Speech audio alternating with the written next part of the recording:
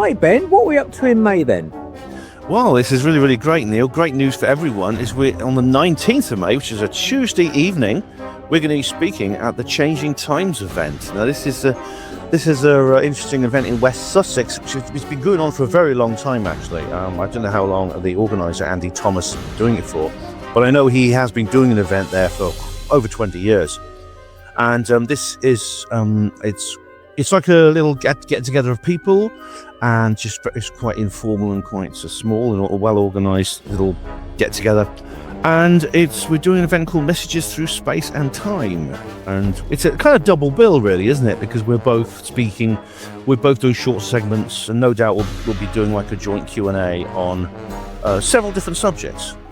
Yeah, so that's right. Well done. We are indeed doing a joint talk, a joint presentation, Messages Through Space and Time, and it's with the Paranormal Peep Show. So it's like a kind of, we're out on tour as such, but we're just doing that one event. So we're not doing massive venues throughout the country, but we will be talking on messages through space and time. So I'll be doing a talk initially on the Doddleston messages. That's inspired by the book The Vertical Plane. So it's where this guy called Ken Webster and his girlfriend Debbie Oates were receiving messages through their BBC microcomputer back in 1984 from a medieval person living in Chester. So he was in fact the original occupant of the cottage they lived in Doddleston in 1984. So he's communicating through time, potentially. So that's my talk, but what's your talk about? I'm going to be discussing the search for extraterrestrial intelligence. That is, people pointing telescopes at the sky, looking for aliens out there. Now, the fact of the matter is, though, I believe aliens are already here on Earth with us. They've been here for a long time. They've been visiting us, and they come and go continuously. So there seems to be a bit of a contradiction there in methodology and indeed belief. But I'm going to see just how these two different issues relate to each other. I'm including recent events, such as the discovery of several signals from other planets. For example, BLC-1, which is the Breakthrough Listen movement, which was set up by the Russian oligarch Yuri Milner. Very, very interesting indeed. And we've just been visited by a very strange object, which unfortunately has left us now. It's called 3I Atlas, the third detected interstellar object officially recognized. So, yeah, that's going to be quite something. I look forward to that enormously. Great. Well, hopefully we'll get a good crowd. But for those that are listening, if you want to meet Ben and I in person, that's Neil Ward and Ben Emlyn-Jones, we will be at the Changing Times event, which takes place, as Ben said, on the 19th of May. It begins at 8:15, and it is at Cypress Hall in Cypress Road, Burgess Hill in West Sussex. And that is the Changing Times event. And I think they charge £8 entry. And so I'll be talking roughly 45 minutes. And Ben, you'll also be talking for 45 minutes. And it'll be the first time members of the Paranormal Peep Show will have spoken publicly together representing the Paranormal Peep Show. So that's a first for me and you. It is indeed. Details at www.changingtimes.org.uk. And we look forward to seeing you there.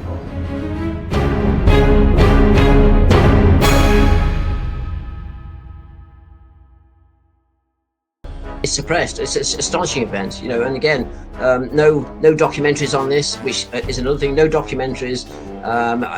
One book by Tony Collins, nothing else, and yet, from what I've worked out, 23 people, if not more, died because something strange happened, and it's a link to what was brought back from this island to Marconi, and so as they began programming this Black Goo stuff from the Falklands. At Marconi in 1983, their satellites started going swift. So what's that tell us? It tells us that there's a programmable interface between this substance they got from the Falklands, and eventually then when you awaken it and start communicating, it starts doing all sorts of stuff.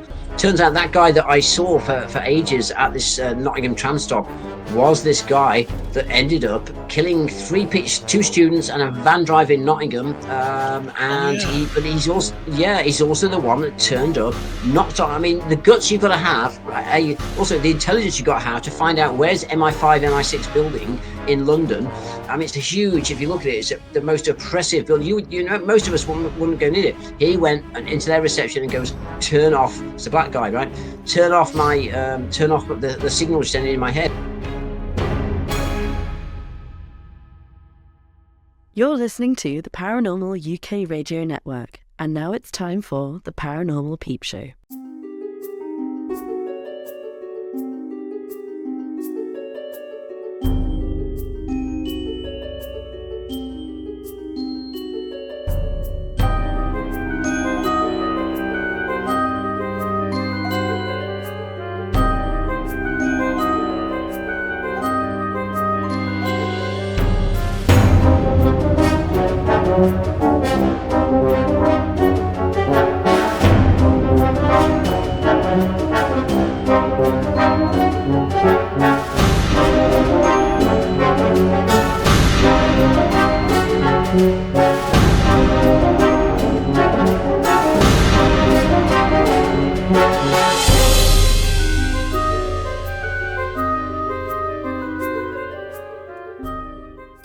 Hi folks, you're listening to the Paranormal Peep Show and watching actually with myself, Neil Ward, Ben Emlyn-Jones, and we've got David Griffin, and we're talking about all things Falkland and Black Goo. So, what are we going to be covering in this episode, David? I think where did we get to last time? And I just want to say, I think you're a great. You're a bit like the blankety blank of the paranormal world with your sort of panel. I really quite enjoy. Last time I had a really good time. I think you did some great input. All of you, you've all got your own sort of personalities. Neil's a bit like Captain Kirk. Actually, I won't get any further than that. But you know what I mean? It's like that thing to do with like Star Trek, and everyone's got their own role, and you're all good at your own thing. So I can see why you've done your radio show for this amount of time, and so I'm pleased to be a part of it. So what did we do last time? And we tried to put this into two parts, and I would like to go into, if you can remind me, any of you, that I'd like to go into the Black Goo as a meme and what's happened to it and the wackiness that went on with it. That's if we've got time. And I think that's a really interesting part of all this. But let's just go back to what we did. So we basically covered the start of what happened with the Falklands War. We introduced Alec Newald, who was a contactee. So essentially, and this is the point I'd like to make, and I'd like to make it on sort of your show if we've got time to go into it. Even if we do a third, on the Black Goo, we could do a third section alone, because it's an astonishing the way that it's exploded. It's an astonishing sort of meme or idea or concept, and one that I think is deeply rooted in our sort of human unconscious for probably going back many sort of millennia. So it'd be good to go into that as well. But on the bare bones of it, we started off, we covered the Falklands War, and the fact that this whole thing to do with the Falklands and what's going on with the Black Goo and a company called Marconi in the UK, which most people should have heard of.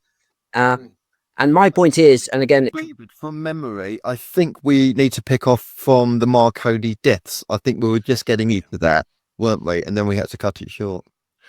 We mentioned like the various suicides, the brutal and bizarre and gruesome suicide of Arshad Sharif. The guy who crashed into the little ship. Yeah, and I mean various other things like that. But we didn't really explain why that happened. We'll talk about that. And why Ben is the big thing to do with it, and the big thing that, as you will know, because you were at the UFO Academy when I did a talk on this, and I sort of went to the points that I'm going to go to in this talk at the moment, and it's all to do with. So, for instance, Kerry said, well, the Black Goo with Marconi, the Black Goo was injected into all the Marconi workers, and then they all flipped out and jumped off bridges. Well, I don't buy that, but that is what's happened on the internet. And so when you mention the deaths that we got up to last time, I'll run through some of those again in a minute. But can I just show, which I didn't show last time because I didn't get it together. So here we go. So let's hope Neil, you can get this going. So I just want to show, because this is and again, you know, I'm not bigging myself up here, but all these people that go on about the Black Goo and people that claim they were the Falklands as a military soldier, and like there's about 10 of those, and there's other people that have had the Black Goo, and then there's a guy that turned up on Miles's events that said he worked for Boots, and the Black Goo got thrown down a toilet and it all finished. I mean, the stuff has gone mad, and it wasn't there before all this stuff. So what I want to say, the difference is is that I spent a lot of time. It's been 12 years of research, and so one of the things I found was to do with Thule Island, which we covered last time, which was the small island down in the Falklands. And I don't think I showed this last time. So here's one of about 5 documents that I searched for hard. I sat at Kew Gardens in London. This is when it first opened up, and so right. So I'm going to press. Right, right. Okay, so I've hit my thing, Neil, on that. So you're gonna have to edit this out after us, right? So it should say Thule PNG, and this is important to give. Fantastic. All right. So I mean, this is more for our reference than the audience, but obviously now, Neil, and that's actually fantastic. That's a good copy because I've taken all these from screen. I've done it last minute as a screenshot because my computer blew up. So screenshot, and it actually comes out quite well. Okay. All right. So what I think we went through last time and did in brief, and this is crucial. You've got to sort of get this to do with why all these parts fit together. So there's a lot of discussion about the Black Goo and this and that, but you need, in my view, after all these years and working with these other 2 people I mentioned before, Duncan Rose and Alec Newald, you need all these inputs to make sense. It's such a wacky effing issue, right? This whole thing is really strange. It's very complex. You need the ET element, which is brought in by Alec Newald, the contactee, authentic contactee that got jailed for his contact experiences in New Zealand. Okay, recapping. And Duncan Rose, who's a fantastic researcher who's run Nexus magazine for 20 years. No fool. I mean, dealt with like free energy devices. Go back and read any Nexus magazine. Then, so we worked for a long time with this. So this wasn't just sort of whistling Dixie, as the Americans say, and just going, well, look, it's this and that. No. And the emphasis that I put on this, or the aspect that I added to this wider combined study that we did for sort of 5, 6, 7, 8 years was, so I went down to Kew Gardens. I thought, I'm going to find out. Let's have a look at what. So this whole Falkland stuff looks very strange. So here's one of about 6 or 7 documents that I paid for, hugely expensive, cost me about £600-700 to be down there for that time. Okay. So what do you find about Thule Island, which we all discussed before? And actually, Ben knew quite a lot about with this Southern Thule Island where all this stuff happened. The Argentines built a base. So I went down there and thought, well, let's have a look. And lo and behold, after hours and hours down there, days, in fact, down there, then I found that, so when the Falklands War finished, what was astonishing is you could find most of the documents to do with the end of the Falklands War, to do with Port Stanley, which again, I think that Ben or one of us went into. So Port Stanley is further up the main Falkland Islands, these weird islands where all this stuff happened, which we showed last time, to do with the base that was built by the Argentinians in 1976. And I think Ben went into, was it Operation Keyhole, Ben, which is the ship journey? This was when the base was actually finally destroyed in 1982 at the end of the war, because no one really bothered before then, because Southern Thule is such a small, remote little area. No one could be bothered to go down there and evict the Argentines from the island, because they set up the base illegally, I think, in 1976. But after the war, it was considered, well, we got these forces here, and we need to get these people off all our territory, and so they went down there. It was actually nothing much really happened, because there was only about 7 people on the base, and there were like about 100 special forces that landed. So they very wisely surrendered and came out. They were put in the brig on the ship, and they were repatriated to Argentina. But before they left, the Royal Marine Special Forces actually planted a huge explosive. And there's only a couple of photographs of this I can find, and I can't find them anywhere now. But there's like a huge explosion, far bigger than would be needed to blow up that base. And indeed, the base was destroyed. I mean, it's just scrap metal today, but it makes you wonder why they use such a huge charge. Yeah. But what in 76, what happened is the British sent an armada down there as well, which is when the Argentinians landed on this very small island. And then, as Ben says, then in 82, at the end of the Falklands War, and in fact, the point I'm about to make, and you're going to see in this document, is when most of the war had finished, the focus was still on this area. So you had an armada of British ships down there that looked in 76 and kept an eye on them, and was trying to, this was basically trying to get them to shift off by sort of a show of dominance or whatever. But anyway, that didn't happen. So as Ben said, they sent some sort of special forces in 82. But the point I'm making is what I found was, of course, if you watch the BBC media or any other media at the time, then all the war was focused on Port Stanley, which was the big Falkland Islands further up. And again, I've got a map in a minute, which I'll just show just as a brief recap. In fact, can we do it now? Can we do it now? And if I click map 1, it'll just help to make the point, and then we can move straight to Marconi. Then I just want to get people who've come back in after, I don't know, an hour or a week. Bingo. Fantastic. See, this is working. Port Stanley is the largest settlement. It's the seat of government. It's the capital of the dependency. That's why there was so much focus on that area. Yeah, I mean, it's the biggest region, and also but the key point is, Ben, of course, as you know, is it's where the British citizens were. The British citizens were all Port Stanley, and they had a post office, all the probably a nice little telephone box, and a nice at that time was still red. So all the fantastic British stuff, and I have no problems with a British government. I don't care how far away it is. If it's got British citizens, in a way, I have no problem with that. I'm not some lefty that goes, oh my God, it's near Argentina, give it over to that. No, it's like, no, it's a British territory, and I'm not one of these people Sorry, Andy. Say again. Sorry. When did we go and get it? When did we? If which first? With the Falkland Islands. When did we first acquire it? Oh my God! You see, I used to know. It's been so long. I used to know this. I don't know. I think it was like pre World War One. I mean, there's a lot. I researched this actually. I know I not got the exact dates, but it was actually captured by the Spanish Empire. I think sometime in the 17th century, and this was then handed over to the British Empire about sometime in the 18th century. It's contrary to what they will claim. It's actually never been Argentine territory ever.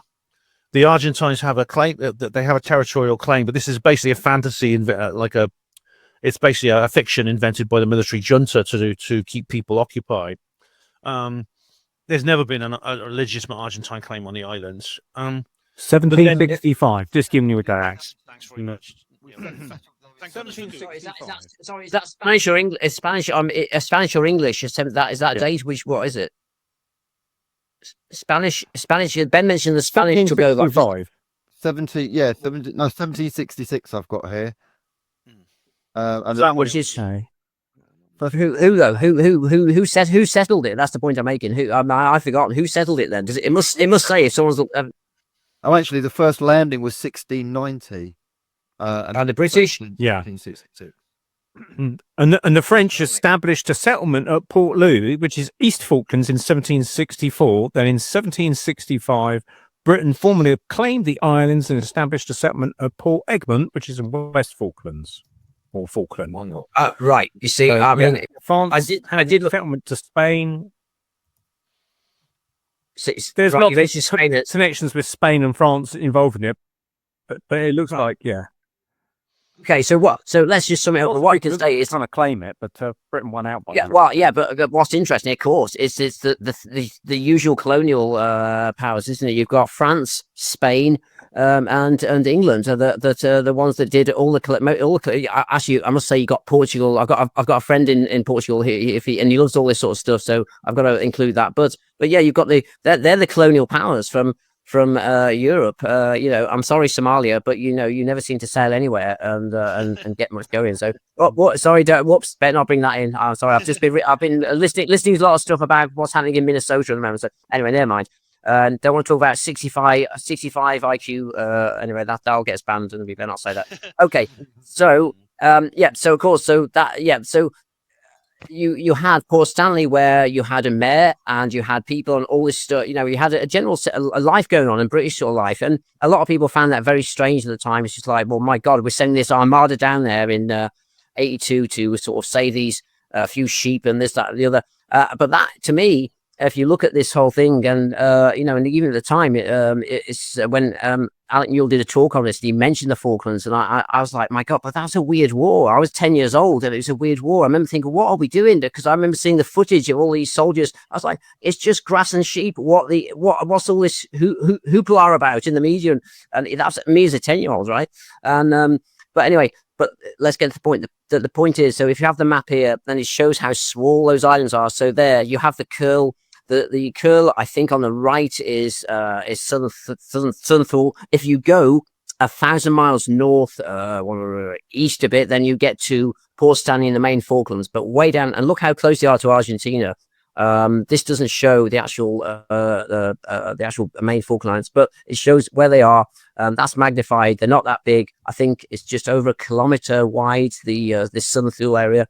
But anyway, that's it. So what's my point in what happened and why was it interesting? There's two documents I found in the whole of this 10-year period of research. One was to do with what happened at Marconi with their high-tech labs that ended up being created after the Falklands War, literally 83. Falklands War finished-ish, again, complex because the Falklands War finished theoretically in the media and in the larger part of the Falklands in April 82. Well, what you find is, my God, no, down further south in this magical area called Southern Thule, again, German weird name to do with energy and all this other stuff, didn't quite end then. In fact, I don't think there's even been a ceasefire document yet. So the point is, I thought, what's going on? Let's have a look. So down to Kew Gardens. Tony Blair sets up the Freedom of Information Act. I go down there, spent went two trips down there, hugely expensive, and then eventually get this.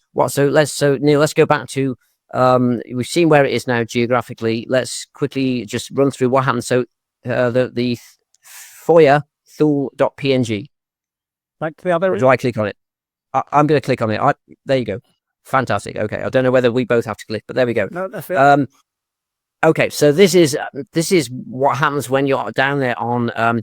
See, I don't. We haven't got time to go into this, but I could talk for an hour about what happens when you go to Kew Gardens and how it operates. And you have a reading room. You have to sort of say what area you're into first. You can't just go in there as like a library and and so essentially. What this is the computer readout before you go and find the paper readout, and there's a strict process. No one's allowed to go and get the paper, as in we're talking the official documents, right? But of course, what's interesting with this one is I couldn't get it. So if let's say, we've just all discussed the idea that the Falklands had a mayor and a post office and whatever, and people and sheep in the May Falkland Islands. Down here, there's nothing but an Argentine weather station with like 13 people or whatever. So what happened after the raid that Ben just discussed? What sort of happened and what could you find out about it? Well, the point is nothing, because if you look here, I've got to go close up now.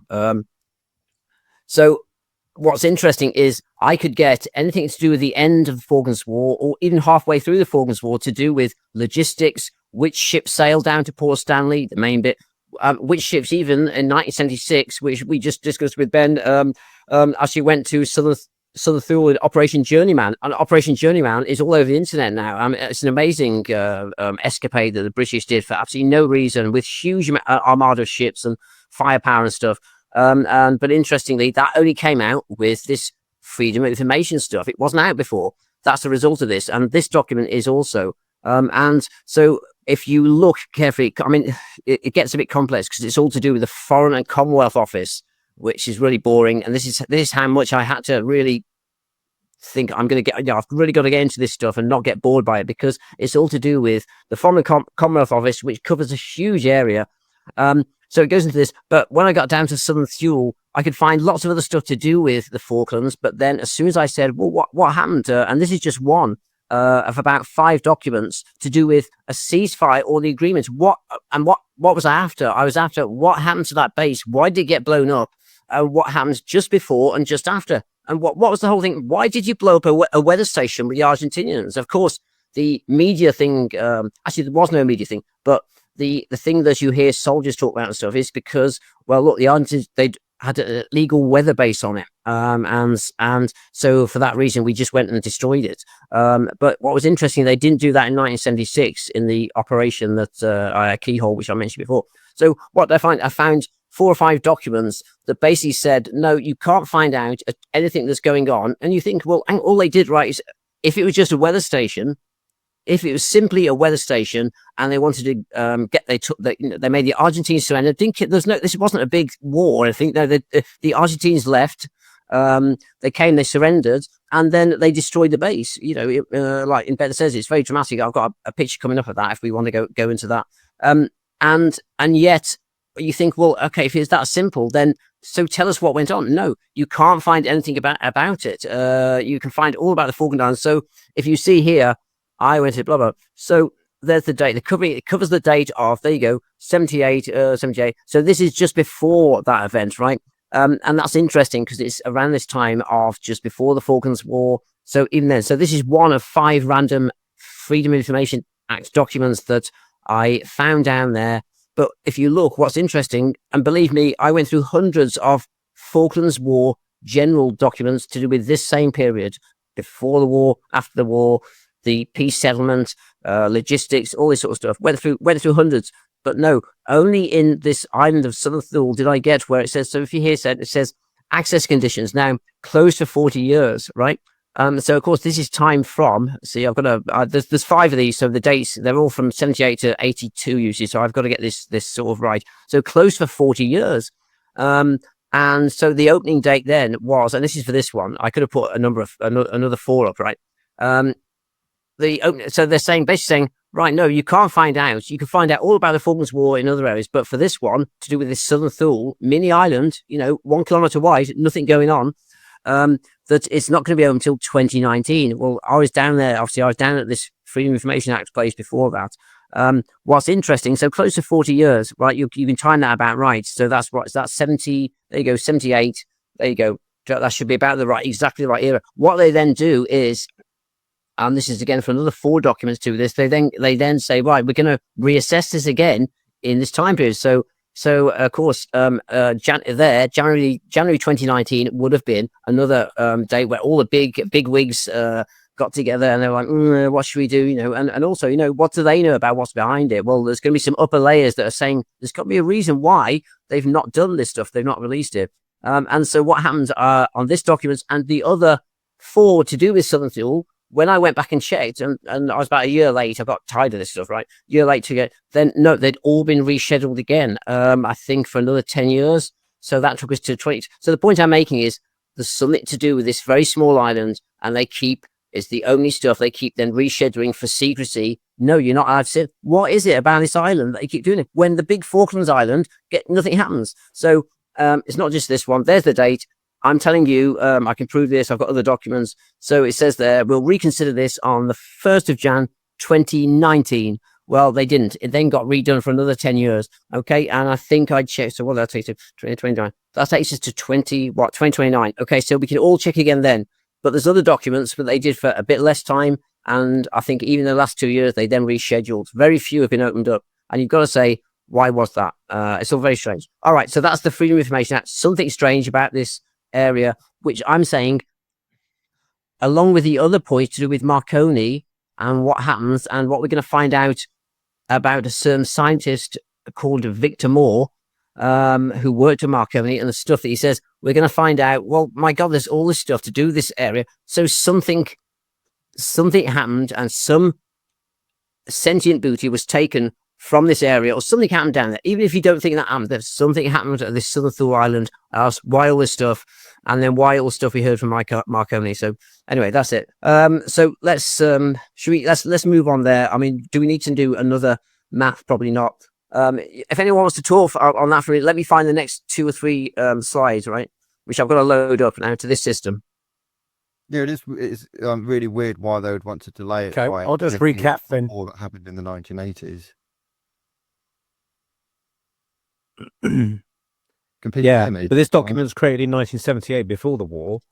Andy, I can hear you. Yeah, I can hear you. Andy said, yeah, it's like why this whole thing about so this document was created in 1978. Yeah, but I'll just say that there are other documents that are exactly on the era of 1982 when they did the raid on this Southern Thule that also say, well, we're not going to tell you about that as well. Or what I'm saying is there's 5 documents that I found that said we're hiding this stuff from you, and that's what I in a rush there I put one up at random. I'm saying that, so yeah, this is before, but to me that says more. Why? Hang on, did you know more? So in advance of blowing up this base and coming onto this Southern Thule and getting rid of these Argentinian weathermen, hang on, you're saying now, you're saying even before the Falklands War, I think this backs up the whole point, even before the Falklands War and us knowing what was this base around, what was this base about, you're banning people from looking at the document to do with the years prior to it. Well, there's documents to do with bang on that year and then also a little bit afterwards. And I've got all those. So I think, Andy, I understand why you was it Neil that made that point, and I think that's a really good point to make. But to me, that backs it up because it's either side of this war, either side of the Falklands War. You're getting this massive attention where documents are being blocked on Southern Thule when they're not blocked on the main bloody Falklands War further up. Okay, sorry. Right. Discuss it for a minute. Let me find these next couple of images, right? Yeah, it's odd that they obviously made a positive decision to reclassify it, because it's not just like something they neglected, because if they neglected it, it would automatically be opened on the 1st of January 2019, and they didn't. They actually specifically made the decision to reclassify it for another decade. You've got to ask, and as David said, why is that?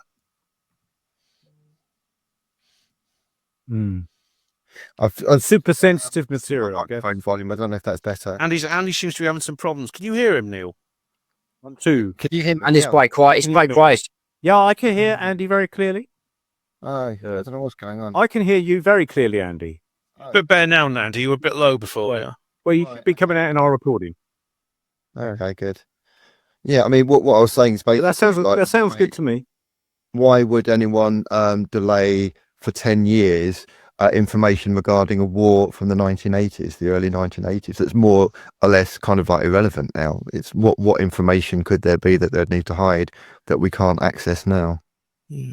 And the specific element of the war as well. Not like the main conflict was on the Falkland Islands itself and the sea around it. This was kind of a sideshow. This was kind of a formality, really, to get the close the Argentine base on Southern Thule was kind of it was just a kind of like tidying up affair, really. Just it was symbolic more than anything else to say, you know, look what you've done. You invade and occupy our territory. We're going to sort you out good and proper now. So this illegal base you set up years ago, we're going to go and kick it off now. We're going to go and kick it off now. All right. But Ben, I'm sort of I think you're dead right. You're dead right there in a way. You're dead right in that way. But sometimes things have two polarities. They have two, and I think it's also exactly the opposite. So they're on one hand they're doing what you just said with regard to time, but on the other hand, but why would you, with an island that just has a few sheep and a few rocks on? Why would you go to the trouble? And you know, don't forget, it's the British media machine and military media machine's fault for saying this is simply a weather station. They shouldn't have it. It's our territory, but nevertheless, it's simply a weather station, which in a way it sort of was. And I spoke to an Argentinian and his son that were there, and they were there when the helicopters flew over and took did an observation just before all this stuff happened, where the British came in. So I know it wasn't really some big sort of scam to do with. They were all like Argentinian aliens and other stuff. And so, but the point was, why all this focus, and why would an island that size, whether it had a fantastic modern weather base of the Argentinians or not, and the way they blew it up is all very strange. But why would that? Why would the focus on this happen to do with the freedom of information, where suddenly you can't find stuff that you can find for the major wars? So and interestingly, the war never ended. There wasn't a ceasefire for these islands, whereas you can find the ceasefire documents for Port Stanley and the big main Falklands. So, and that tells us a lot. I mean, a similar thing, we discussed this last time, happened in Germany, where I think pretty much in Germany there's still no ceasefire for World War II and stuff. So there's some very fishy shenanigans that goes on with war. But let's move on from that. So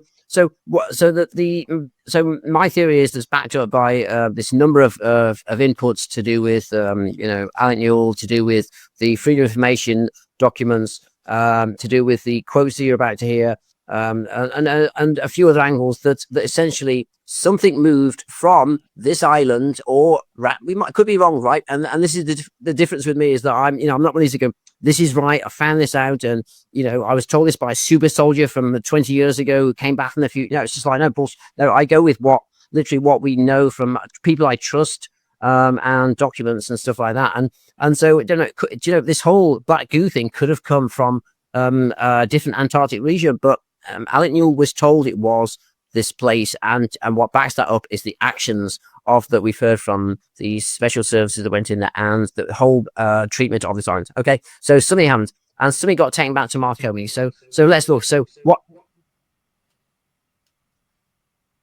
was that? A feedback? Was that my feedback? That's my feedback. I can hear it. Right. Yeah. So I don't know what's happening anyway. So that's better. So what happens now is something happens, and again, you know, and I think we're all. You're called Paranormal Peep Show, right?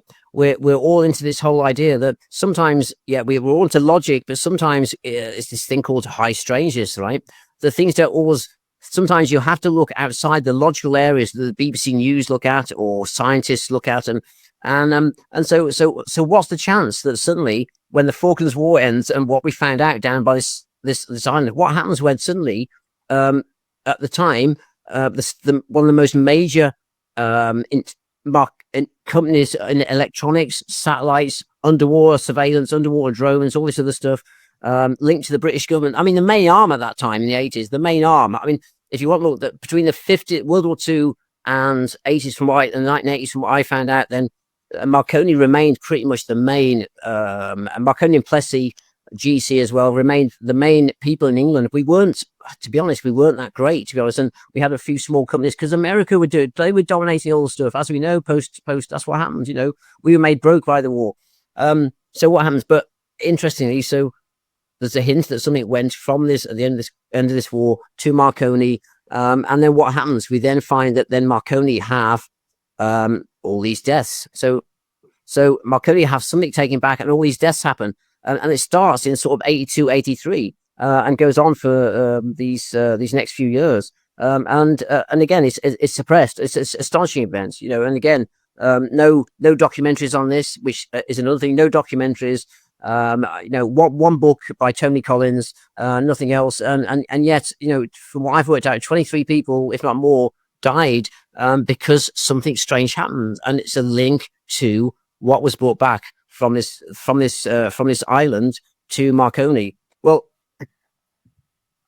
the point I have based on the fact that the thing is, I think in this area, again, Pat, you're called Paranormal Peep Show, right? So we have to be prepared to look into other areas. And sometimes by doing that, instead of sticking with these straight sort of linear sort of lines of research and stuff, you don't really get anywhere. Well, so if you have a contactee that actually was put in jail for, I mean, we discussed this last time, was put in jail because of his experiences and because of what happened to him, and because he had a car that ended up with a circuit board that was flipped upside down and remodeled, and Jaguar couldn't work how that was.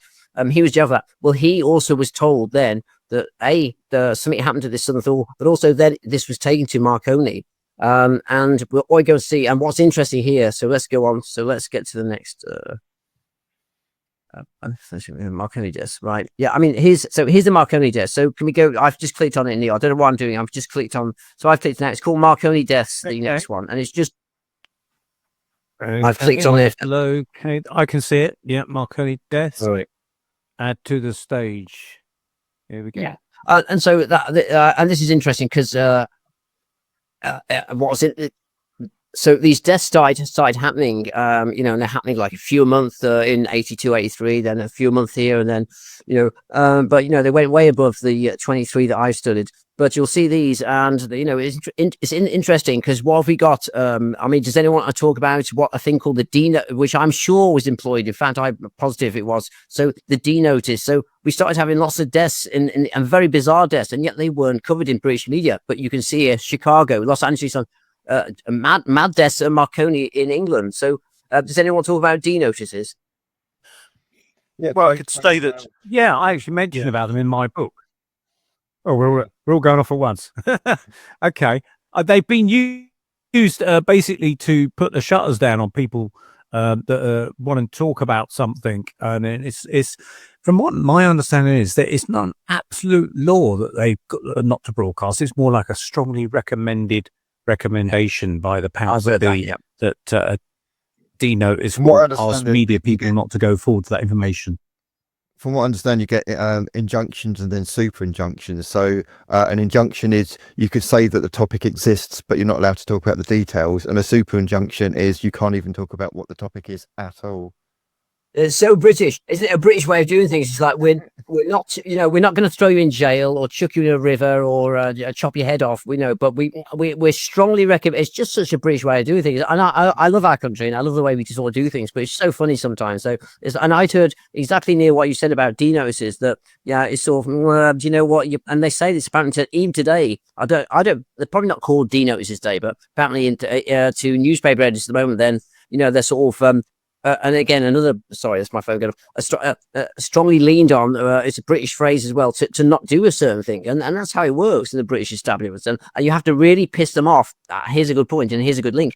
You have to really annoy the British establishment then, or these upper elite layers, to get anything to happen, which is why denotices probably work like that. Well, we're just saying, come on, we're telling you not to do that. Play the, and I love that whole British thing. But so you ask yourself, what the F happened? If that's the British way of doing things, what the F happened to the main state-linked, and I tell you it was, the state-linked Marconi company that got when you're dealing with a war, the Falklands, they bring back this sentient high-tech booty, and then you end up then with all these deaths, and it's just like, well, wait a minute, hang on, if these are sort of, that's not the way the British government work, so what else is going on with all this stuff? Dino says shut this down. You've got the media and stuff there, and it's interesting in a way. We didn't hear much about this at all in England, Britain, but you can find references everywhere. But I mean, that's continued today. I think there's another element to that. I think it's alien in a sense if we can't absorb it, but that's we're going off another trajectory. So okay, so next one, Neil, it's already loaded up. If you can click, I don't know if I have to click it, but the next one is SDI and Thatcher. I'm just going to wrap that up and then we'll go on to the deaths and the latest theory, which I've updated since the last stuff I've done on this whole area. So SDI Thatcher.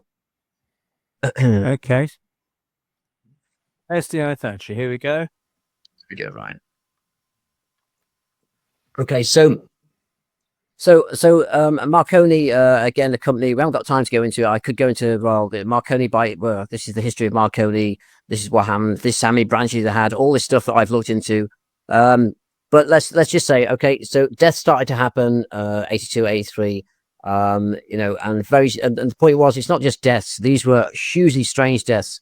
And what was going on at the time was, of course, and I don't know, I think you're all a bit younger than me, but 82, so I was like 12, but I still remember stuff to do with Star Wars, and I was like, oh my god, Reagan and Thatcher, they're right bastards, they're gonna nuke us all by doing this, and they don't like Russia, and so I'm, as a kid, I just, remember all this sort of stuff. And so the Star Wars was something that they've used to blame these deaths on. And the one guy that's done the book, which I think we showed last time, was Tony Collins, called Open Verdict. That's his main thing. He's like, well, no, all these Marconi people, nothing to do with the Falklands and nothing to do with anything else. It's all to do with the fact that they were working on the Star Wars thing, and it was so secret and so advanced. Actually, it wasn't. You know what Star Wars wasn't? It was a right bloody financial washing machine. I mean, the amount of stuff that got commissioned and then didn't happen. And we see that today, don't we? We all sorts of military shit gets. We get Dick Cheney in the Gulf War, who orders toasters that have a gold bar in them and cost like $50. I mean, this happens all the time. The Star Wars thing had loads of financial irregularities. So that's one. Let's just say that didn't happen. But there are other aspects where people have said, oh, it's the Star Wars thing. Thatcher's thing was, oh, it's stress. So people were panicking because at a certain point, these deaths it wasn't the amount of deaths, even though were huge over the space of lives, the 4, 5, 6, 7 years. It was more to do with the fact that as we went into, and I'm going to bring up a couple of the pages in a minute, we'll give them, that the ways of these people killing themselves. Did we play a video at the start, Neil? Where it's just like one of the guy? We did. We played. Do you want to recount? Yes. So the one guy with the gas bottle. Do you want to go into just so? I want to put over to people how bizarre the deaths were, which makes up for the fact. Yeah, we can start getting asked about it. Yeah, we can replay that clip in the edit. So it's the guy, I forget his name, the scientist who was just returned from holiday, and he loaded up his car. David Sands, wasn't it? David Sands, yeah. He loaded up his car with so many gallons of fuel and then drove into a disused cafe, I think in Basingstoke in Hampshire, completely demolishing a building almost and blowing up his vehicle, killing him in the process. And a lot of people said it was because he was upset over his father's death, but that was the official verdict, or various rumors that were going around. But a lot of people didn't disagree with that. I'd imagine his wife didn't. Yeah. I mean, and there are many. I've got another quite read piece of that I played at Kerry Cassidy's event which a news piece also to do with another guy that a really intellectual seniors. I think it was an army colonel that also went and hid in a shed for a bit, drilled a peephole because he thought people were after him. I mean, and then wired he'd actually wired his shed then to the mains electric from the house, and then electrocute himself through his fillings in his teeth, and that's just one of many. So what went wrong with all this? And again, you've got to say, hang on, why? So if this was a cover up, we sort of are on about we're trying to cover up technology here, or cover up the war, or whatever it was, we don't know. But the point was, what went wrong here? And that's why Thatcher got asked, and she had to, and in the end she started going, this is just work stress. The defense industry, it's just work stress. Well, it's just actually, I looked into this, and the fishing industry has more stress and deaths from suicide than the defense industry is like way down, according to most things. I mean, a lot of defense jobs are really quite cushy.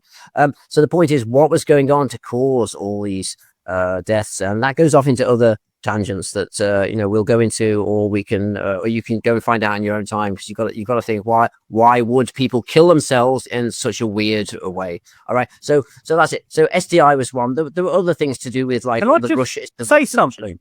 Yeah, say whatever, because I'm talking far too much. Say whatever. Yeah.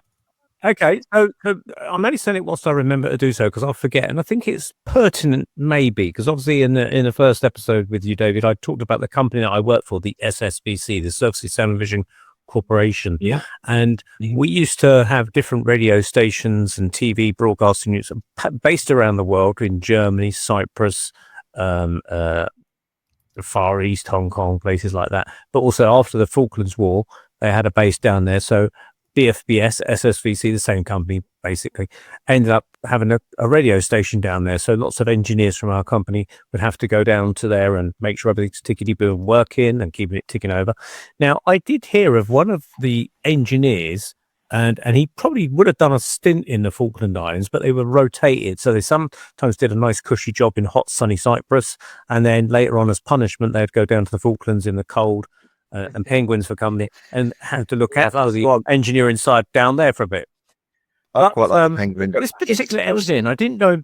Yeah, I didn't know this particular engineer, but I heard about it through the grapevine of people at work that he actually committed suicide. This engineer, so he was a radio engineer, but he knew his stuff. What year, Neil? Say, give me the year again. Sorry, what year was it? So.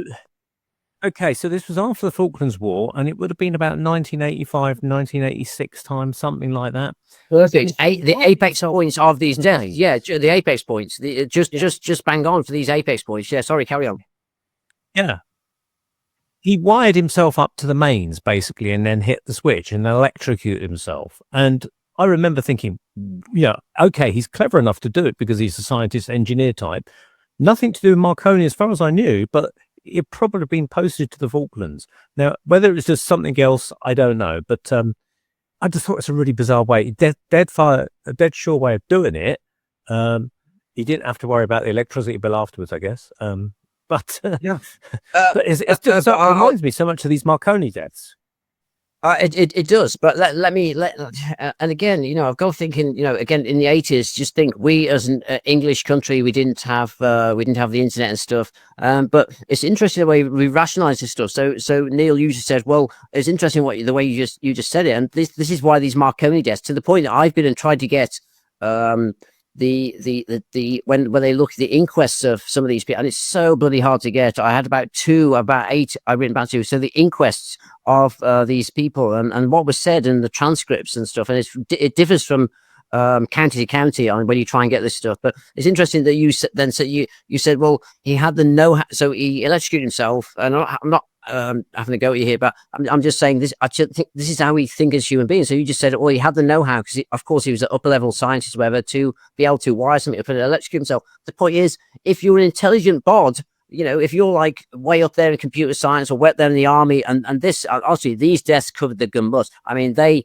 this wasn't just like spotty computer engineers that just this was like army colonels. I mean, female secretaries of I mean, the range of staff in the defense industry is astonishing, and that's what again makes it interesting. But so when Neil, you say, well, you know, you have the intelligence, quite rightly, then you know that's it. It's like, well, you know, but I just think if you're, let's say, so take Mrs. Thatcher's thing that you're, well, you know, actually it's to do with, it's just down to stress. Or the SDI thing is, well, it's so secret, it's so wacky that they've, you know, that's a bit of stress and also a bit of secrecy and maybe aliens. You know, I don't know. But then the point is, but you know, if you're an intelligent human being, do you know what you do? You blow your head off with a shotgun. You jump off a bridge with a rope around your neck and you end it quickly. There's many ways of killing yourself if things are that bad. And not doing so we just both made the same points about, you know, so and that's actually I don't know if I like the person you're on about. If you know, you should get in touch with me and send me any details you have. But I think I've counted 2 or 3 people have used this in mouth, and not a nice way to, I mean, you know, do you know how sensitive your teeth are? Is it Marathon Man? What's the one where there's a film, was it Boys from Brazil, where there's a guy doing the torture is with the is it Marathon Man, right? And you know, it's probably the worst way to go, you know, with pain from your teeth. You have so many nerve endings there and stuff, and so you think, well, there's better ways to go. But my point was that, so when Thatcher made this thing off, you know, because the press started getting onto her, it's like, well, look, what's going on? These defense industry, all this stuff, and she's like, well, it's stressing us. But it's just like, well, what happened is it wasn't because of the number, even though it was a lot. It was because of the weird situations and the weird ways and mechanisms that these people used to do it, and it was just so strange. And yet they kept a lid on it. I mean, they kept a lid even on that, even though a few people in the press were doing it, and they have them to this day. I say, all right, okay, let's move on. So let me, do you know what? I mean, do you want me to go into, do you think we've done enough on the deaths, or should I've got 2 pages of the deaths? I've got a question, actually. David, do you think that the strange deaths like that are to do with mind control from human black ops projects for whatever reason, to kind of make a showcase example of them or send a message in some way? Or do you think that the Black Goo itself has got into people in some way, manipulating them in the same way, for instance, parasites you've seen, where you've got snails and you've got these kind of worm parasites that go within the snails and take over the snails, and you see them wiggling and they go up to the stalk and get eaten by the birds. So which do you think it is? Is it humans or Black Goo that's doing this? And Andy, what you've done there is, okay, so I'll just go back to what I said before, that at the end of the last after about 6-7 years, I did the first talk for Kerry at this UFO Academy, and I went into this, and Kerry came on and said, they injected the Black Goo into these scientists, and that's what happens, and they all went mad. And right, so I don't buy that. But what you just said there, that's the crux of the issue for me. So I believe that both went on, and you'll find out why I think that, and I've got evidence for that if we can push on through this minute. But so my take is that I've plotted, as you'll see in a minute, I've plotted the whole line of not so much mind control, but what the advances from mind control in the 50s to this thing called remote neural monitoring, which is so advanced and uses AI. And I've got a weird thing that happened in Nottingham. You're going to see in a minute, where a guy turned up at MI5 and essentially said, just turn the effing signals off in my brain. So a guy turned up, knocked on the door, MI5, MI6, and said, turn my effing frequencies off. Right. So we know this is going on, but it's way bigger than most people think. But your point is good to do with, and it blends into what Kerry said. She's not entirely wrong, that I think in a weird way, because what do we know? If in the next 2 slides, we'll find out what happened to Marconi. What the first thing they found out is that this sentient nano substance, Black Goo, it affected the British. I didn't know we had them at that time. It affected the British array of satellites, perhaps they're British, American, or whatever. And so as they began programming this Black Goo stuff from the Falklands at Marconi in 1983, their satellites started going swift. So what's that tell us? It tells us that there's a programmable interface between this substance they got from the Falklands, and eventually then when you awaken it and start communicating, it starts doing all sorts of stuff. And if it does that to satellites in 1983, and that was the start of the Marconi deaths, way just after, again, 82, the Falklands end, shit this whatever booty back by the SAS or the commandos, whoever it was, and all of a sudden then back to Marconi, they were ready for it, and so what happens? It affects the satellite arrays, and they were like, oh my god, it's affected us. So they already knew how to do that by 1983. I think they were a bit prepared for that. So they might have had some experience with this substance before the Falklands. That's my take, and that may be to do with Operation Keyhole. But the point is, therefore, is it possible that then, let's say, did these employees suddenly, and what you find, what's interesting with these Marconi employees, and again, a huge amount of them from different areas, academia, it's not just, you've got to get out your heads, it's not just Marconi. This spans out into government. If you look at the list of the occupations, it's astonishing. But what's interesting is about 40-50% of them, they all went back to their mum, dad, partner, and they were like, oh my god, I've just found something out, and I don't want to work there anymore. I'm really going to try and change. I want another job. Nearly about 40-50% of them wanted to leave their job role or their job altogether because they'd found something out. And I think they found out what this stuff could do. And maybe, as you said, Annie, that maybe this stuff is also slightly infectious. And I don't see a problem with the whole idea that mind control is used at the same time. It's all, because I mean, if you heard the stuff to do with pharmakia, they call it pharmakia in the Bible. It's to do with like sorcery, and it's the whole goal of what the Bible does to do with sort of trying to, the demons are trying to control us. They call it pharmakia in the Bible and stuff. Well, there's no difference between that sort of stuff and the sort of stuff that's happening with sort of mind control. And by the 80s, it was so good. Mid 80s, it was so good. They were using satellites, and whether AI was used by then, I don't know. But I think it's a mix of all that sort of stuff. And as we go on, you'll see I sort of make a point about a few bits that I found out, and my god, so essentially that's my take is there's some sort of mix between the two, between the Black Goo sort of may have infected the whole idea, but the mind control stuff was sort of let loose on them, and I don't think even the British or the Americans knew what they were doing. My main point is it reached an apex point of mind control in the mid 80s, where they sort of they go, my god, look what we found. We can control people's brains from a distance, and my god, they could. By now, it's way ahead, and so they sort of let it loose in a way, along with this sort of stuff that turned up at Marconi, and you got a weird mix. I haven't got all the answers, but I do think I've come closer than most people. No one else has come up with why did the Marconi deaths happen, and I think I'm a bit closer than most people. But anyway, yeah. So yeah, feedback or comment or whatever. Ben, you can ask something. Oh yeah. It was the SDI probably also covered the alien issue. You've got it written down here. Now, this is interesting because it says it had its own grey cover in the form of ICBM defense. I interpret that as meaning as the missile defense, which is what we're told publicly it was for, is just kind of an excuse, or it's just a cover or a distraction. Because that's interesting, because I know a lot of people who claim the opposite. So was there a threat they're aware of from extraterrestrials back then, and the SDI was going to be used for that?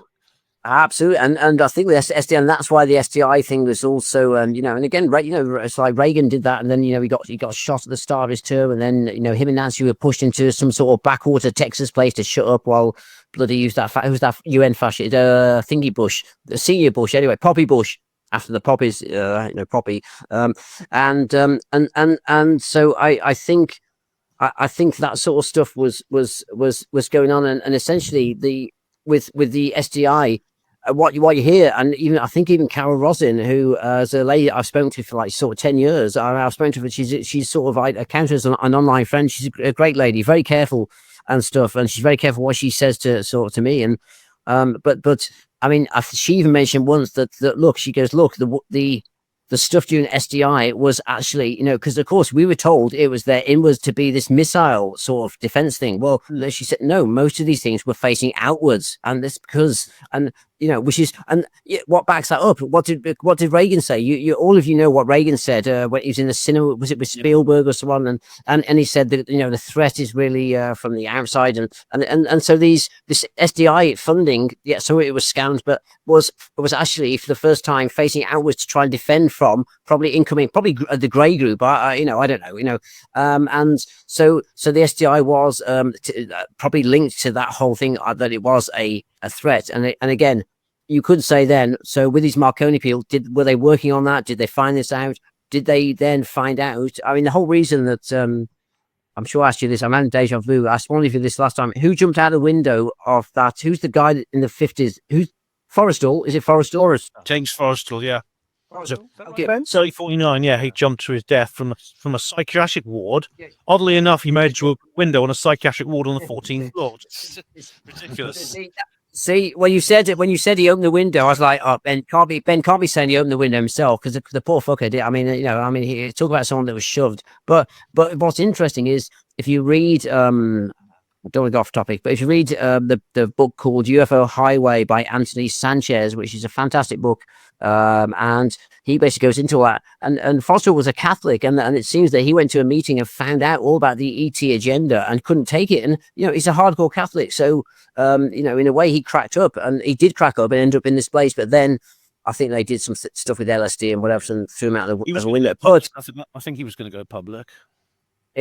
Public, yeah, but because if a Catholic finds out, it's like, God isn't the center of the universe. We've been created by bloody these intelligent ETs, which we have. I'm afraid. Sorry, Catholics. I mean, but I'm a Christian in a way myself, but we have. But this, how does this links in? It links in because, of course, and it doesn't have to be our aliens. If you substitute what happened to James Forrestal finding out about the ET issue in the 50s, substitute that for finding out that, my God, when you work on a substance can be intelligent and can start talking to you, and it follows you home at night. It's got no wires, and all the stuff that's a bit AI like. It follows you home at night. It fills your dreams. It's the stuff of nightmares. But our sci-fi from the 70s is full of this stuff. The Blob and all this stuff. This is all our unconscious from filmmakers going into the stuff that I believe happened in this era. So what happened to Forrestal, I think, could have happened to these people. Maybe, Andy mentioned this whole sort of, was it this angle or this angle? Well, what if this stuff ended up in certain brains and consciousnesses that were vulnerable? What happens if they then started going, my God, this Black Goo, in quotes, has told me stuff. It's a sentient substance, and it said we're here to take over the human race. All this other stuff. Who knows what it said? But the point is, what if they then started telling all and sundry, the families and this, that, and the other?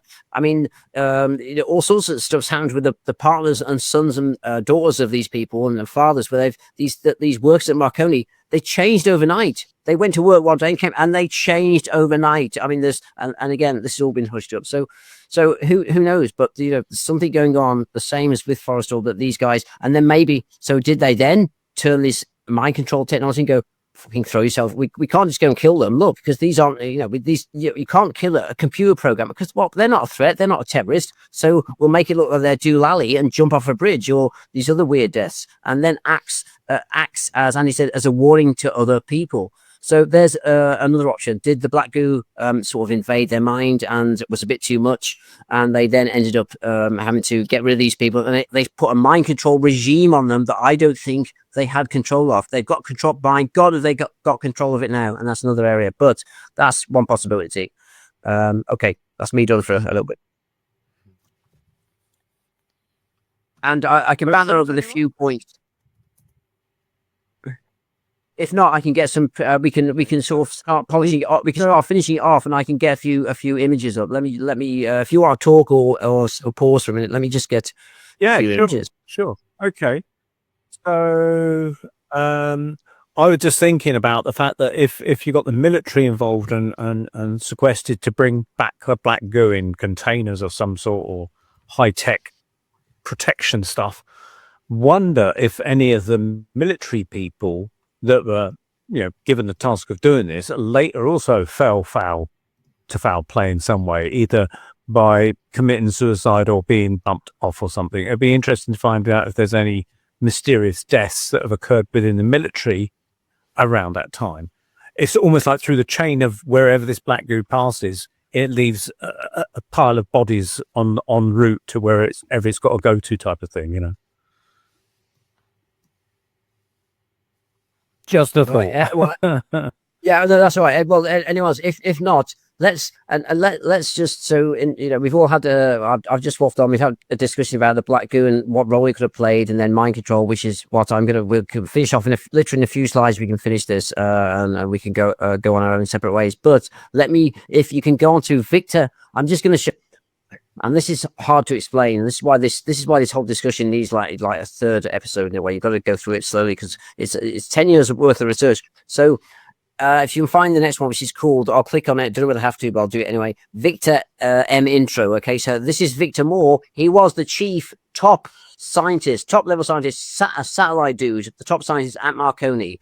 And what happens? He happens to be right. Is this Victor M intro? Yeah. Intro PNG. Intro, yeah. Yep. Okay. And then after that, we've got two Victor quote, and the quotes are mind blowing because unlike all these other efforts that have come and said, I know about the black goo and I know what well, no, I've got quotes from inside Marconi, right? And so that's the difference. Okay. So Victor Moore, yeah, and again, he died. Drug overdose. This is the most straight-laced computer programmer. I mean, a genius, head of satellite programming computers. Imagine in 87. Okay. So there you go. I mean, there you go, Neil, with you said middle of the 80s. So there you go. Again, Victor Moore, the chief guy at Marconi, I mean, in charge of all this stuff. And it's interesting that, look, he lasted 5 years. So Falklands, 82, finishes 83, all the weird stuff started happening. He lasted till 87. Well, probably because he was head and they needed it. But then what happens then? And I've seen views from his wife or sister, it's going so far back, and when you hear the way she talks, he's the most undruggy person you've come across, right? So he found dead, right, listed as suicide as usual, and at top level, right? But and again, it's a lot to go into it, but what's interesting is that this is a guy that went, okay, here we go, all right. Victor Moore ended up going to Oxford University, Oxbridge, with Oxbridge or Cambridge, with the same South African intelligence agent that put Alec Newald from New Zealand in prison. Okay, and again, you've got to go. Yeah. So, but that was but what's the weird shit? It was before all this shit happened. So Victor Moore was messing around with the guy that, and this South African intelligence guy, who Alec's known till he died recently. That's essentially, and this is the guy that's like, you're going to go to jail. And this guy knew all about crash retrievals in South Africa. My God, the stuff he knew is astonishing. But how come someone from Marconi, England, and Victor Moore from Marconi, what turned out to be the head engineer, space guy, how come he knew the guy that would end up leaving South Africa to go to New Zealand? And this is the Five Eyes stuff that was then it was the Commonwealth. The Five Eyes wasn't around, right? Well, the Commonwealth. How come then that they knew and all of them? Well, certainly the guy from South Africa was aware of this whole alien. He'd been to crash landings of craft and also all sorts of things, and that's why he was, when Alec said, they already knew that Alec Newald had been Alec didn't say anything. He kept his mouth shut. That's why they jailed him for 9 months, right? Because he wouldn't grasp it, wouldn't say what had happened and stuff. They basically said he'd fiddled lots of selling. He was a secondhand car salesman. They basically said he'd sold stolen cars. I mean, they set him up, but it was outrageous. But it's a longer story. But the main point is what's this weird trippy time thing where those two people, a guy from South Africa that knew Alec Newald and jailed him, right? That also then went to Oxford to study computer programming with the same guy. Okay. Anyway, that's it. I mean, it takes a lot more to explain to that. Right. Let's go to but Victor Moore, let's see the quotes that he gave to this guy, this South African. Yeah, here we go. Right. Fantastic. That's the first one.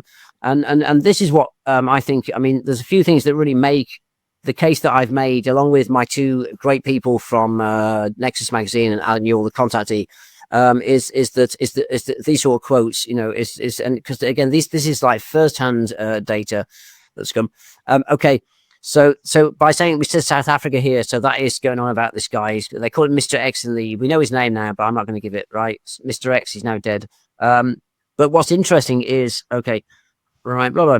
So the contacts in South Africa, and remember, so we got this thing between the head of Marconi, the guy that died in 1987, and the guy that knew Alec Newald, that was a South African. Basically, is an ET crash retrieval expert. My God, if you hear the stuff that it went on, I mean, it's just astonishing. And I'm an old contactee ET sort. I know all the stuff from back in the 80s, but the stuff he said was just astonishing. Okay, blah blah. Right. So the guy from South Africa, he even said he knew one of the Marconi guys as he studied in the UK with him years before, Victor Ward. So I put that. This is an old slide. This is from 2012, believe it or not. That's how long this research has been around. Okay. He was one that first noticed when the oil, Black Goo, was switched on, they started to get interference with their weather satellites. Okay. And that's in Britain, right? So I'm presuming that's a British satellite array, but it's just astonishing that they switched something, they learned how to switch the stuff on. And again, Ben could go into the whole submarine thing and the stuff to do with the Gulf oil spill and all sorts of things that have happened. There's about 3 or 4 instances where this Black Goo is activated out, and we think it's activated out in the wider world before or after this event, and some of it's fascinating, some of it might be bullshit. I don't know, but what I don't know, but I'm pretty sure none of this is bullshit. Okay, so here's the other one, and this is where it gets good for me. And again, no one knew anything about this. This friend let slip one day about a new robotic fluid, right? Their computer and engineer guys were working with that could be programmed with radio frequencies. I mean, it sounds like a separate group giving this discussion, and that's fascinating to me. It's like a separate group. They thought they might be able to use it hydraulically. Now that's important later. I don't think we've got time to go into it. Which would open up all kinds of new design fields. They were astonished at what this stuff that came back from the Falklands. They were astonished. Right, it could open up all sort of new design fields. When he asked around, here's the crux of this issue. If you remember nothing else about, and the people watching and listening, if you remember nothing else, just remember this quote. When he asked around, nobody knew of who invented it, where it might have come from, nor even any talk of patents to buy from another company. In other words, this thing, a bit like when the Roswell stuff turned up, if you believe the Roswell thing, it's like, well, stuff just got craftily seeded everywhere by Corso, whatever you believe in that story. Well, here you go. The same happened here. That all of a sudden these companies were presented with this stuff, and they're like, "Oh my God!" Suddenly, technology has taken. Who knows what we're using today? Technology in England and probably the wider world has suddenly taken a leap, and has suddenly got these new aspects to it. One's hydraulics, which we haven't got time to go into that. I mean, let's just go into it. Neil, you're gonna have to cut me off in a minute, but let's go to quotes 2, and then we can finish there. We just go to the next one. So Victor, quotes 2. I can't remember what this one's about. Oh, there we are, right.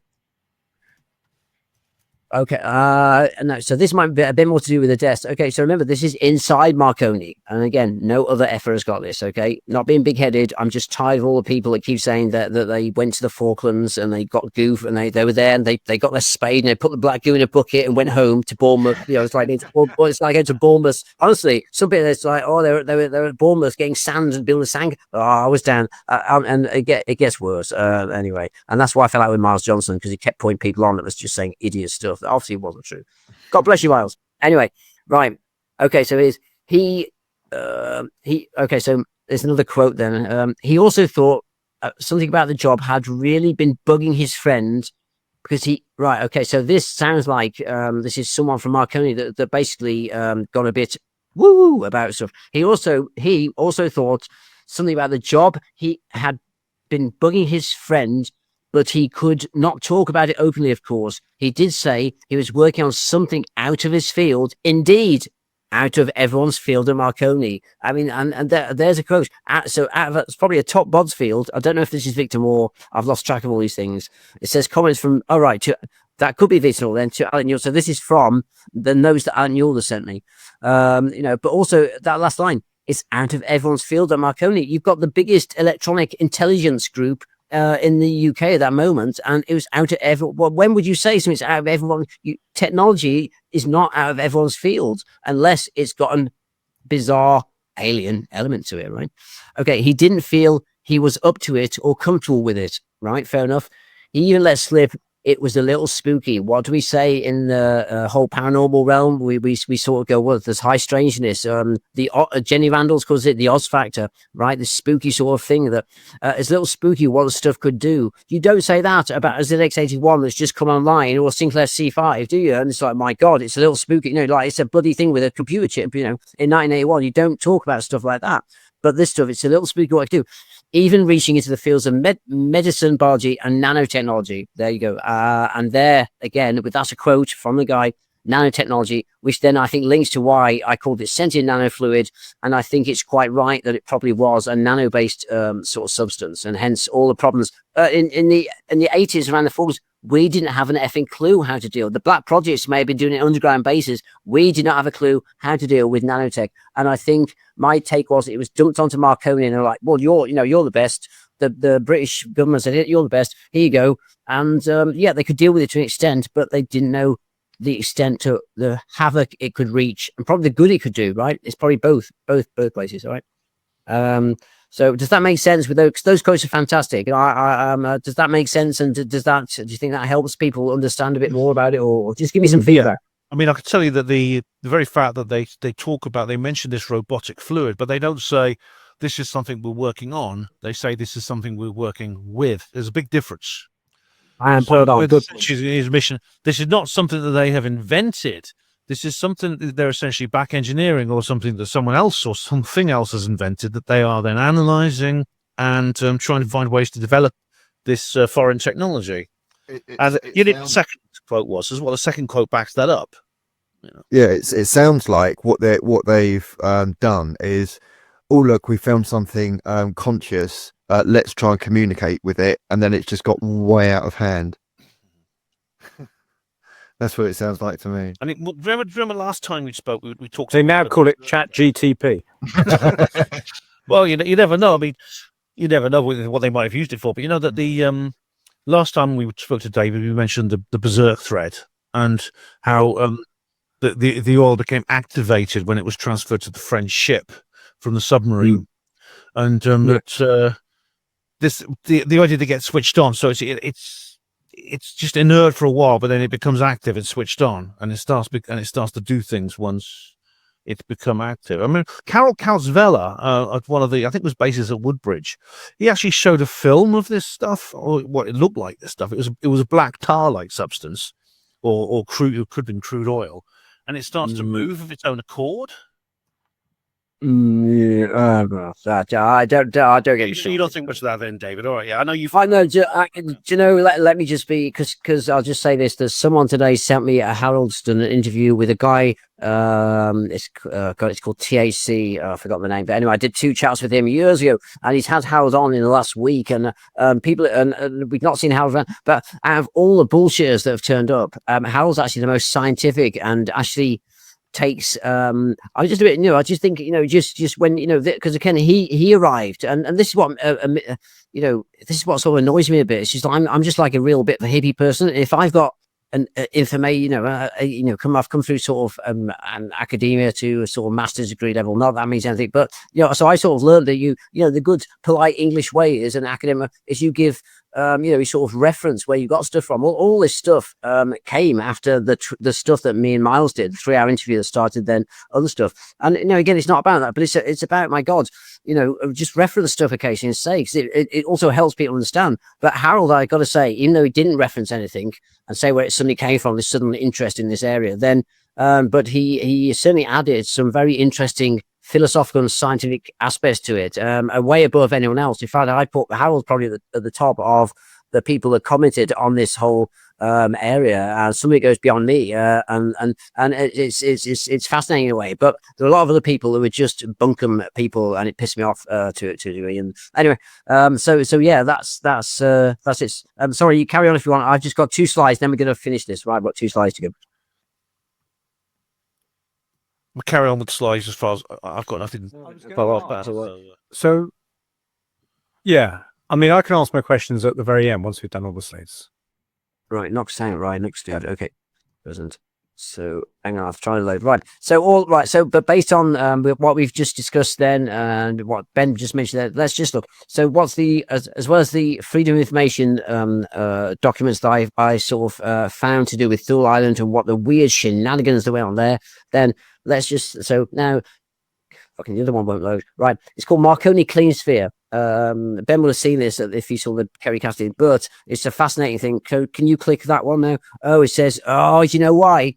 You type bastards, right? It says you can only share 10 images at once because we've not paid the whatever £666 for this month or whatever it is, isn't it? You know, so I can't share any more images. That's a shame because I had 2 more to go. You can edit them in, can't you, Neil? You can edit them in.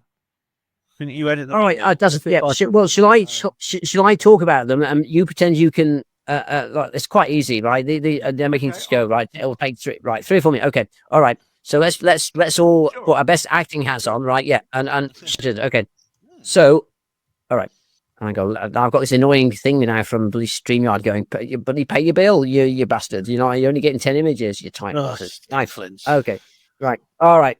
So okay. So from the image that Neil's just loaded up, what you'll see here is again something that just like the Freedom of Information Act documents that I sort of went down and did in London. This was something I went through a lot of Marconi sites for their sort of for veterans that worked for Marconi and other things. So they have the several sites out there. This is like we're going back now again 10 years. And it took me a good amount of time, but eventually I found a Marconi newsletter, right, which only went out to their employees. And what was fascinating is, and I knew, I thought somebody's going to come if I keep going through all it. But my God, I was looking through the birthdays for Aunt Edna at Marconi, the amount of stuff that I used to go through in all their sort of publicity and things. And then eventually this stuff came. And what happened in 1983, they built a state of the art, you know, and you've got to think about it again. Falklands War finished April 82, right? 1983, bang on 83, already everything was done. In 1983, I haven't got the thing up. I haven't got the image up, but in one of the areas of Marconi, they had about 3 main areas for their factories or scientific labs. They built what can only be described as a clean sphere, which is a word from the Dan Burrish case to when he went in and had to deal with an ET. This is going back to Area 51. But it's the best description because if you read the document to do with it, Marconi had built something that basically had 2 filtration systems, this and the other, and then it had a way of depositing stuff that might be a problem. You could eject it out this way and stuff. And I've got there we go. Here we go. How have you managed that? Neil's just paid the bill. Because now we can show it, right? I saw it. I saw it. All right. Well, great. Anyway, that sort of helps in a way. But so it's called avionics. But I know it says so. Marconi had underwater divisions. There goes, and I just ignore all that. But what's interesting is Alec Newald said. He said, David, it's going to be probably something to do with hydraulics. And this is before I found this stuff. And I was so annoyed when I found this. So a year before this, he's gone, yeah, I think this stuff. And I think as Alec, because Alec's an engineer, right? He races cars and stuff. You know, he's not he's not a hippie contactee by any means. Alec Newald is like, he races cars, he sails boats. He's quite a hardcore guy, right? He's really not your dippy sort of contactee guy. And so he's like, yeah, it's probably going to be like this stuff. If anything's going to work, I thought he just thinks because you know we've called it sentient oil and this stuff. But no, he was right in a way. And what you'll find after this, if you go back into the late 80s and 90s, is hydraulics and intelligent hydraulics and programmable became a huge thing. Well, what did they open a year after the Falklands War? Marconi in Britain opened up this hydraulic, and it was state of the art, and it had all this stuff to do. Yeah, I mean, you need to read that full document, and I found a separate one as well, which is a plan of it, which I can also send if you want. But my point is, again, where do these coincidences end? That suddenly a year, 6 months, probably 6 months after the idea that they get some booty and stuff and from the Falklands, that suddenly they open up this state of the art thing, and they literally they put it next door to their previous, if I remember, their previous hydraulics place in there was research place, but this one dealt with far smaller layers. I mean, it's fascinating stuff. So yeah, that's one thing, and that was found deep in 1983, deep in the Marconi stuff. What's the other thing? So let's see, Neil, now if we can get one more up. Let's see, I don't know if we can get the one. Was it the last? There's going to be one more. I was just going to finish. I was just going to show, because it's a good image in a way. Let's just see if it'll let us show this. Okay, so it's Victor quotes, and it just sort of wraps this up, and it wraps up what we've discussed and what Andy mentioned about the sort of two-way thing between mind control and the whole idea of the black goo, and that really is the crux of it. So that right. Now you see, there we go. So now, all right, okay, I'll send you the image separately. So it's essentially what happened is I was living in Nottingham, and again, with high strangeness, whether it's something you're researching or whether it's to do with stuff to do with, like, you know, we've had our own contact and light ships turn up and all sorts of weird shit happened here for the last 10 years. Which Ben, you owe me a phone call about. We're gonna have a discussion about when we were down. Yeah, we're gonna have a chat about when we were down in Nap Hill, yeah, because I just want your take on it. Yeah. I just want a 5-minute chat. All right. All right. Yeah, sure. Okay, but you know, so what's interesting is I was living in Nottingham, and for about a year I was in this like dodgy place in Nottingham near these tram lines. And every now and then, this guy was just start ranting, and he started shouting about God, this and everything else. And I was like, "Oh God, he's here again!" You know. And you look out, and he's waiting at the tram stop. Well, what's interesting is it turns out there's the guy that I was going to put a photo, and I got a video of as well, which Ben would have seen at the event. Turns out that guy that I saw for ages at this Nottingham tram stop was this guy that ended up killing 2 students and a van driver in Nottingham. And he's also the one that turned up. I mean, the guts you've got to have, also the intelligence you've got to have to find out where's MI5, MI6 building in London. I mean, it's a huge, if you look at it, it's the most oppressive building. You know, most of us wouldn't go near it. He went into their reception and goes, turn off, it's the black guy, right? Turn off the signal sending in my head. Well, it's the same guy that was down near Nottingham. And what's interesting is that I think he sort of represents at that time all the sort of stuff that exactly what they could do. He's the first person that I've known that's gone to say, right, look, I've gone to MI5 and said, turn this off. Basically prove that this is, you know, this guy wasn't deluded. You know, if he was deluded, he would have gone somewhere else. The last place you're going to go is to MI5, MI6. So he did this stuff. And it all links into something I said also at this last talk, which I sent Neil, I sent you the link to. It's also, I said that I met way before this in 2009, a group of people that call themselves British targeted individuals, some of which all they'd done is send a letter to Sherry Blair at that time. This is going back 2008, 2009. And they're all wearing these ribbons. And that was my first introduction to these people that were basically getting electronically harassed. And since then that I've sort of looked into the area. My point is that I think the evidence is huge that it fits in. I mean, Andy made a point. It goes off. So is it Kerry Castis? They injected them with Black Goo and they all went mad, or you know, is it just mind control? No, I think it's a mix of the two, and I think it's a very interesting area to go into. And so basically, that's the guy. My point is, it's interesting that the guy from he turned out to be shouting literally 20 yards from the house where I lived for like 3 years. And he's the same guy that went down there. And now he's been arrested, he's in jail. But he's the same guy that went to MI5. I just thought and some of the proof is in this weird area is that sometimes this weirdity, it comes into your sphere as a person. Does that make sense? And that's a lot. And that gives you a logical sort of backup to this thing, because a lot of this high strangeness, it impacts you in a way. So in a weird way, I saw that the fact that this guy was in Nottingham shouting near me, that then went down to MI5, and it all links into this stuff. Anyway, I've got the media articles on him, and I've written a whole piece on how I know it's the same person and all this stuff, and the stuff that he did and his background. But anyway, it's fascinating. And I think he's a prime example of just where things are at the moment with this whole mind control stuff. But that doesn't give the totality, as Andy said, with the whole thing to do with these Marconi people. Something, you know, there's some whole weirdie going on between the two things, the Black Goo. Who knows? But the point is, we're trying to push the area forward and perhaps get a greater idea on what went on, instead of just no one's talking about it, no documentaries, nothing. So I've tried to add a little bit more, and that's my bit. Hopefully a book will be out soon if I get my lazy ass in gear. Mm-hmm. That's interesting, David. Thank you. Yeah, it's really, really stuck stuff, and that's quite surprising considering what he went on to do. This guy. running people over. So with can I equipment ask a and stuff. question in a minute?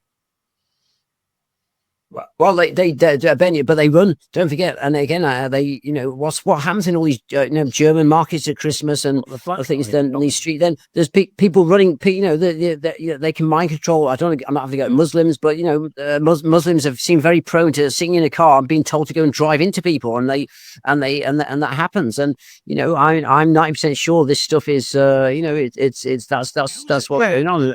Who's the guy who researched? Who did some machine? It was a woman. Did some research into serial killers and found there was like more than half of them had been involved in military mind control projects.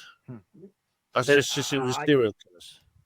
And I think I would say it's probably getting higher every year we go by. I'm pretty sure. And what Catherine Officer Fitz has said, which is fascinating, is that she, someone said to her, well, hang on, you're saying that virtually all of us are mind controlled and stuff, and it's not on that level. And this is why I mentioned at the UFO Academy talk. I said, well, Jeff Rents and Cliff High, you both heard of them. Jeff Rents, Cliff High, both of them within a week of each other during lockdown had a message, and these are not both of them are not sort of to make things up or copy each other, and both separately, because I listened to both of those guys, and that like both of them were sitting down just before the vaccine, and they were like, yeah, take the vaccine, it's great, take the vaccine, it's really good for you. And both of them said it separately, and I heard both of them within about 3 or 4 days, and I was like, oh my god. And so this stuff is being piped. It depends on your consciousness whether you pick it up, and I think certain people. A lot of this is AI controlled, right? It's AI controlled. So when these satellites, which is how it's done, this is not mostly done from cell towers. When these satellites find a suitable brain, what they do is they then flip into another program. We found the right person here. So, and they find someone then. These are sick fuckers. There are sick fucker programmers behind most of this stuff. And they basically then want you to go and kill someone or terminate yourself after going raping someone. This is because we're part, we're under a demonic culture, and a lot of these people in the military are this demonic sort of level. So you don't want to go down that way. But then that blends into the Marconi stuff. Why would you make really good employees jump off a bridge and all this other stuff? Because it's the same fucking layer of demonic people behind this technology. That's my take. Yeah, and I think you're right, and I think we're not even talking about people. I think there's a demonic energy on this planet that's been here for a very, very long time. And we used to be the tinfoil hat crowd. We used to be the crazy conspiracy. No longer. And now you click onto BBC News and you can see all the Epstein files, all 3 million pages. Times have changed, my friends. Times have changed. I know, and that's just the start. These 3 million pages are just the start of it. Apparently, there's more to come. There's 2.5 million still classified. Yeah, the Cockers people demanded. It's opening up now for people to see. And it's these last few years, it's been one vindication after another. I mean, it's like that old T-shirt, told you so, told you so. But it's true, isn't it? I mean, I wish it wasn't true. It was something as horrible as the Epstein files. I wish it wasn't true. But it is. Yeah, but there's also good. Even I don't buy a lot of this Pentagon UFO stuff. And it bores me senseless. But there's, and my God, now the interest now in Jake Barber and all this stuff. So there's some good stuff happening to do with disclosure and now everyone, even your grandmas goes, oh, I'm really pro. Oh my God, I went to bingo. I was discussing disclosure last night. I mean, things have changed, right? So there are some good things happening that balance all this stuff, all this demonic stuff up. And, I think, fuck you evil fuck. It's just like, there's lots of other stuff going on. So I don't really care about them. And if we push on and we keep doing, you're doing great stuff with this. And if we keep discussing things and we keep opening this area up, then it's like, fuck them. Let's just carry on. Let's see what happens. Exactly. Can I go now? I need the loo. I'm going to have to go as well. I'm just really with time. I'm sorry about this. I think we'll call it quits for tonight. Yeah, but thanks, David. Really enjoyed it. All right, we'll just say thank you very much indeed. I'm sure we've got loads of questions for David, maybe for another time. But thank you so much for filling us in on some of the blank area. Considered a load of great shit. I'm happy to come on again at any point. Yeah, sure. That'd be cool. Cool. Brilliant. Oh, okay. All right. So we'll say good night from myself, Ben, night, Andy, and David on the Paranormal Peep Show on the Paranormal Ultra A Radio Network. And if you want to find out more of what we were discussing, Sorry. I'm sorry. That was really rude to me. I know. It's really. I wanted Andy to do a sign out with Donald Trump. That was really rude to me. I should have done that. I just want to say thank you, David. You're doing a great job. Great job. That'll do me. All right. Bless you both. Oh, well, thank you. I appreciate it, David.